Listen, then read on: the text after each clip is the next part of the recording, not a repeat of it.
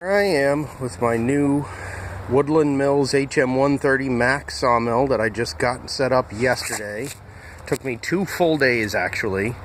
I got tired of complaining about my old mill and its crappy log dogs, so I got a bigger, newer mill that I'm pretty happy with. I'm not thrilled about the setup process or the instructions. It took way too long and was really unnecessarily complicated, but I've been impressed. I've cut a couple small cypress logs with it so far, and it's still a good mill.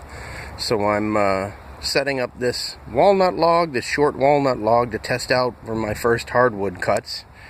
And I've got a little system rigged up, which you can see, because the bunks on this are several feet apart, and on my old mill they were every 24 inches, so I could cut anything 24 inches or larger fairly easily.